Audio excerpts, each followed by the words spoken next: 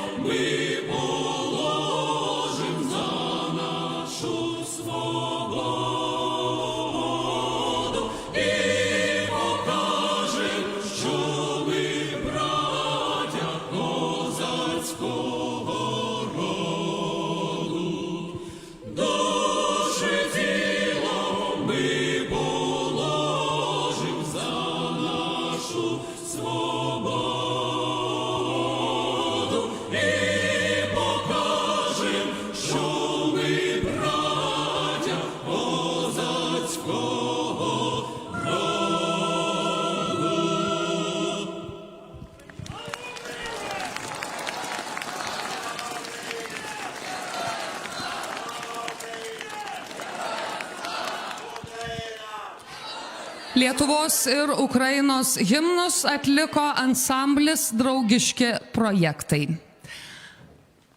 Jūsų ekscelencija, prezidentė Gitana Nausėdai, žodis jums.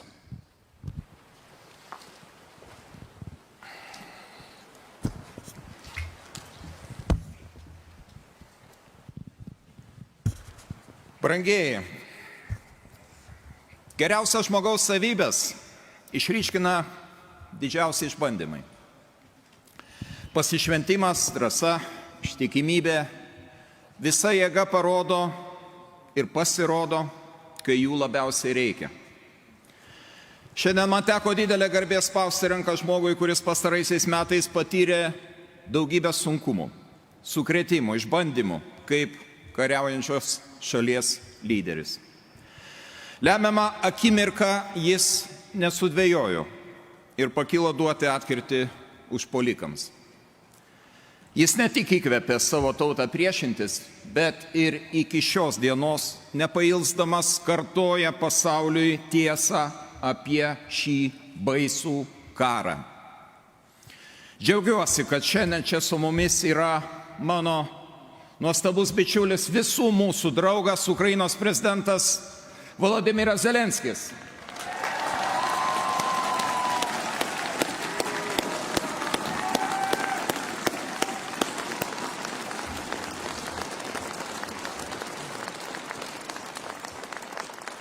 Šiandien jis lankosi Vilniuje kaip vadovas šalies, kuri kovoja ir nepasiduoda. Jis perduoda žinią apie karo ugnyje užsigrūdinusią Ukrainą, kuri niekada neišsižadės savo nepriklausomybės, savo žmonių, savo orumo, kurį tenka be atokvėpio ginti štai jau 10 ilgų metų.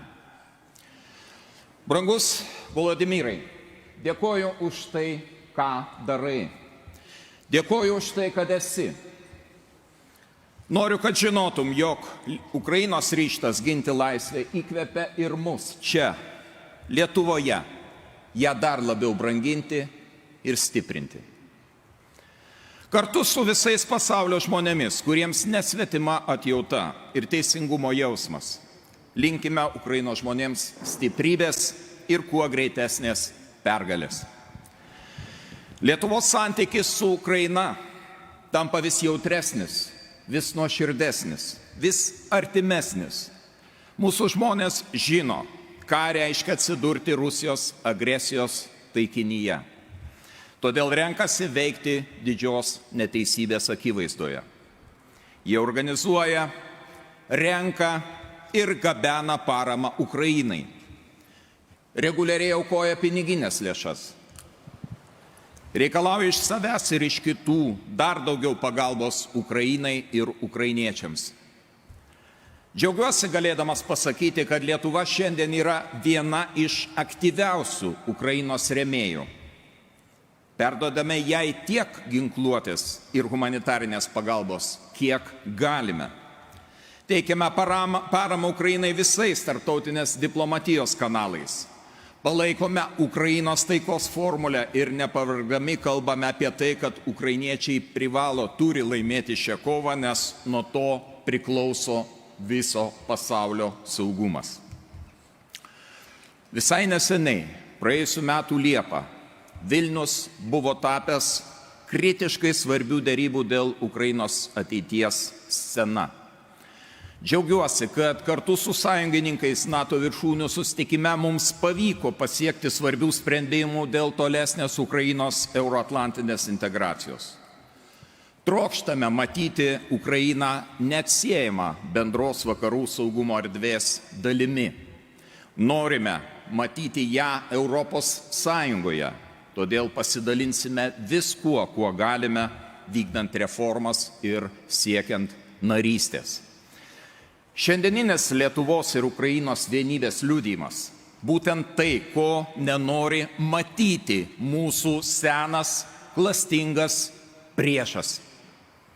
Savo pavyzdžių mes neigiame Rusijos imperinės užmačias ir neleidžiame jų įgyvendinti. Sumeluota imperijos didybė nublanksta prieš tai, ką mes kasdien regime naujienose iš Ukrainos. Matome didvyriškumą veiduose Ukrainos karių ir civilių žmonių, priverstų dieną naktį kęsti kruvinus antskrydžius. Matome viltį akise Ukrainos vaikų, kurie su savo artimaisiais laikiną prieglobstį rado čia, Lietuvoje. Ukrainai nereikia niekuo apsimetinėti. Ji jau yra nepaprastai didinga ir ori.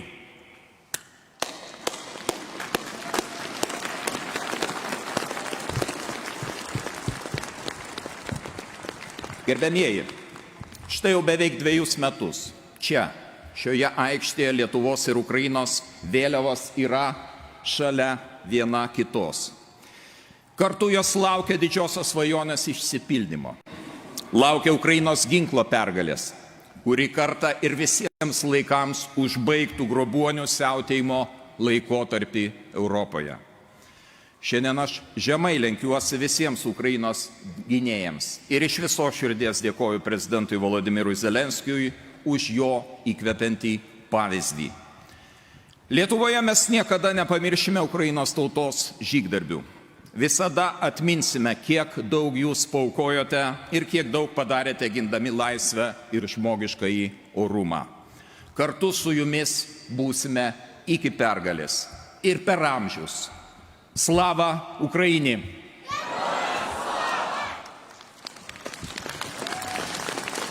Dėkojame Jo ekscelencijai prezidentui Gitanui Nausėdai ir visai netrukus į Lietuvos žmonės kreipsis Ukrainos prezidentas Volodymyras Zelenskis.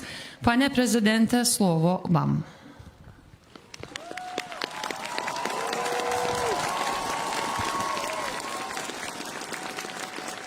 Дуже дякую. Labai ačiū. Sveikinu tave, Vilniau.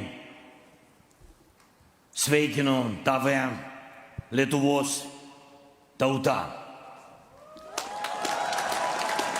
Слава Україні!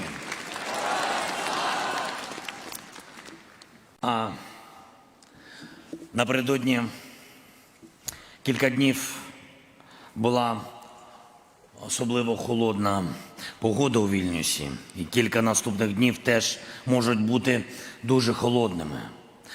Але сьогодні значно потеплішало, і це дуже символічно. Коли ми разом, навіть холод відступає. Pastarąsias keletą dienų Vilniuje buvo ypač šalta. Likusi savaitės dalis irgi turėtų būti šalta. Bet šiandien ženkliai šilčiau ir tai labai simboliška. Kai mes kartu, net šaltis atsitraukia.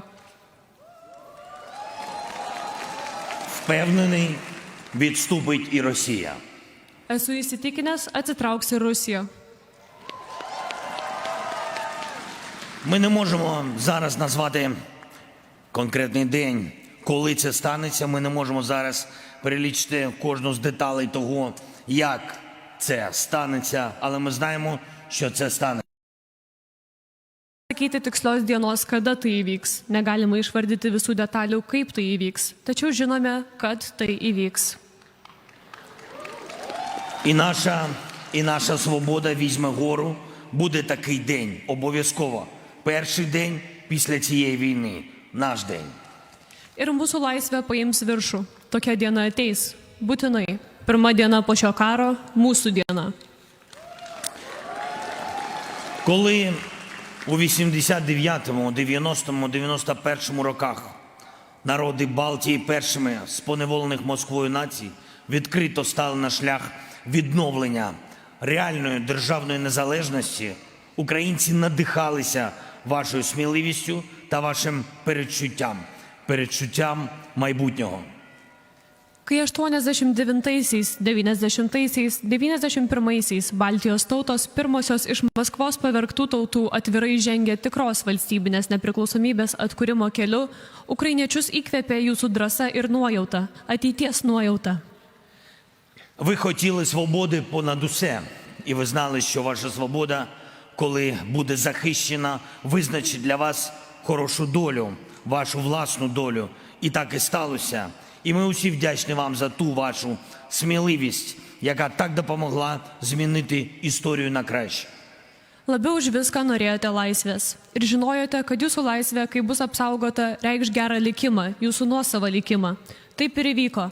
Ir mes visi esame jums dėkingi už jūsų drąsą, kuri padėjo pakeisti istoriją į gerąją pusę. Зараз ще більш відповідальний історичний момент. Зараз ризики ще більше. Dabar yra dar labiau lemtingas istorinis momentas ir rizika dar didesnė. І зараз ми усі маємо справу зі значно більш підлою Росією. Dabar turime reikalų su žymiai klastingesnė Rusija. Зараз, коли Москва пробує повернути свою стару імперію усім спектром сучасної зброї, наша українська сміливість – це також і вам допомога. Наша з вами єдність – це також і вам безпекова гарантія. Dabar, kai Maskva bando susigrąžinti savo senąją imperiją, pasitelkdama visą šiuolaikinių ginklų spektrą, mūsų ukrainietiška drąsa taip pat yra pagalba jums. Mūsų vienybė su jumis taip pat yra ir jūsų saugumo garantas. Стійкість наших воїнів – це також і ваша стійкість, і наше українське передчуття, що Росія не витримає. Якщо продовжувати бити її, це також підтвердження і нашої з вами правоти. Правоти нашого спільного історичного вибору. Вибору бути незалежними. Mūsų karių atsparumas yra ir jūsų atsparumas, o mūsų ukrainietiška nuojauta, kad Rusija neišgyvens, jei mes ir toliau prieš ją kovosime, taip pat yra mūsų su jumis teisumo patvirtinimas, mūsų bendro istorinio pasirinkimo būti nepriklausomais, teisingumo. Бути в Європі, бути серед рівних і саме тому мирних. Būti Europoje, būti tarp lygių ir būtent dėl to taikių. Так і має статися. І заради цього ми маємо робити все, що можемо робити у максимальній єдності, робити стільки, скільки потрібно, щоб досягти нашої мети. Не буде більше імперій. Būtent tai ir turi įvykti, dėl to darysime viską, ką galime, turime daryti tai maksimaliai vieningai ir daryti tiek, kiek reikia, kad pasiektume savo tikslą, nebus daugiau imperijos. Кожен, хто породив цю агресію проти України, доволі ясно представляв собі, яким хоче бачити перший день після України.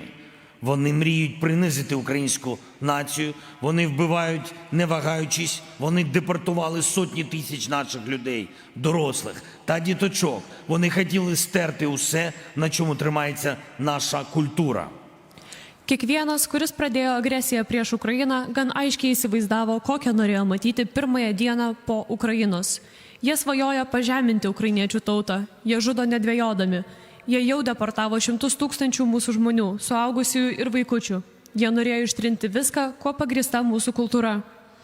Вони жорстко катують людей, тисячі людей, яких тримають в полоні. Вони катують їх просто, щоб помститись за те, що Україна існує. Такий рівень російського зла. Jie žiauriai kankina žmonės, tūkstančių žmonių, kurie laikomi nelaisvėje ir kankina juos vien tam, kad atkeršytų už tai, jeigu Ukraina egzistuoja. Toks yra Rusijos blogio lygis. І якщо б такий катастрофічний день після України колись настав, Росія зробила би все, щоб це продовжилось, щоб настав день після Молдови, а згодом день після Балтії, день після Польщі, день після багатьох інших. Ir jei tokia katastrofiška diena po Ukrainos, kada nors išauštų, Rusija darytų viską, kad tai tęstųsi, kad ateitų diena po Moldovos, o tada diena po Baltijos, diena po Lenkijos, diena po daugelio kitų. Казахстан та Узбекистан вже чують, що Росія зневажає їхню незалежність. Жодної поваги немає у Москви до націй Кавказу. І є відверте бажання Росії маніпулювати усіма. І усім зараз небезпечно бути тихими, небезпечно залишатись осторонь чи наодинці. Kazachstanas ir Uzbekistanas jau girdi, kad Rusija negerbė jų nepriklausomybės. Maskva neturi jokios pagarbos Kaukazo tautoms. Rusijos noras manipuliuoti visais akivaizdus. Ir dabar visiems pavojinga tylėti, pavojinga būti nuošalyje arba būti vienam. Коли всі допомагають одному, свобода кожного виграє. І це правило неодноразово спрацювало в історії. Спрацює тепер для усіх нас. Будь-яка імперія будується на перших уламках після визначальної поразки свободи. І захоплення України потрібно Москві саме для цього. Kai visi padeda vienam, laimi visų laisvę. Ši taisyklė istorijoje veikia daugybę kartų, jis suveiks ir dabar, mūsų visų labui. Bet kuri imperija, kuriama ant pirmųjų griuvėsių po lemiamo laisvės pralaimėjimo ir užimti Ukrainą Maskvai reikia būtent dėl šios priežasties. Але ми разом змінюємо історію на краще. Tačiau kartu mes keičiame istoriją į gerąją pusę. Не буде того дня після України. Nebus tos dienos po Ukrainos. Буде день після війни. Буде день після Путіна. Bus diena po karo, bus diena po Putino. І це буде день нашої безпеки гарантованої, вашої свободи непорушної, мирного життя Литви, Естонії, Латвії, Фінляндії, Швеції, усіх держав, чию долю зараз Росія намагається потопити в сумнівах. Tai bus mūsų saugumo diena, garantuoto saugumo. Jūsų nepajudinamos laisvės, ramaus Estijos, Latvijos, Suomijos ir Švedijos gyvenimo. Visų valstybių, kurių likimą Rusija dabar bando paskandinti abejonėse. Це буде день нового шансу для Білорусі. Шансу, на який Білорусь заслуговує. Tai bus naujo šanso Baltarusijai diena, šanсо, kurio Baltarusija nusipelnė. І це буде день нової сили для всієї нашої Європи, яка зараз, захищаючись від російських гібридних ударів, вчиться справжній єдності. Єдності, яка робить наш континент глобальним захисником свободи. Єдності, яка разом з Україною є повноцінною, разом з Україною в Євросоюзі, разом з Україною в НАТО, разом з Україною у мирі. Tai bus naujos stiprybės diena visai mūsų Europai, kuri dabar, gindamasi nuo Rusijos hibridinių atakų, mokosi tikros vienybės. Vienybės, dėl kurios mūsų žemynas tampa pasauliniu laisvės gynėju. Vienybės, kuri kartu su Ukraina yra pilnavertė. Kartu su Ukraina Europos Sąjungoje, kartu su Ukraina NATO, kartu su Ukraina taikoje. Дорогі друзі, ми всі з вами знаємо, які кроки потрібні. Ми всі з вами знаємо, що можемо втратити та що можемо здобути. Brangus draugai, mes su jumis žinome, kokių veiksmų reikia imtis. Visi žinome, ką galime prarasti ir ką laimėti. Ми всі з вами знаємо, якого дня хочемо, і ми повинні зробити свою справу, зробити все, щоб перемогти. Visi žinome, kokios dienos norime ir turime atlikti savo vaidmenį. Padaryti viską, kad laimėtumėme. Я дуже дякую тобі, литовський народе. Дякую за все. Дякую за підтримку України. Дуже дякую тобі і аплодую тобі. Дуже дякую. Dėkoju Jums, Lietuvos žmonės, dėkoju Jums už visą tai, ką darote dėl Ukrainos, už Jūsų nesvyruojantį palaikymą, už tai, kad Jūs su Ukraina. Ploju Jums.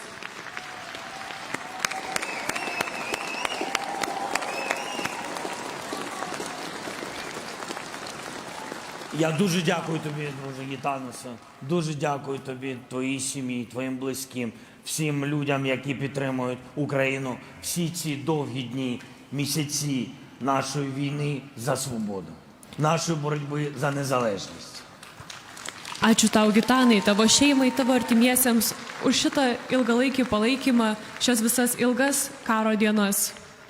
Дякую вам всім. Дякую за те, що ви тут. Дякую, що ви всі з Україною в серці.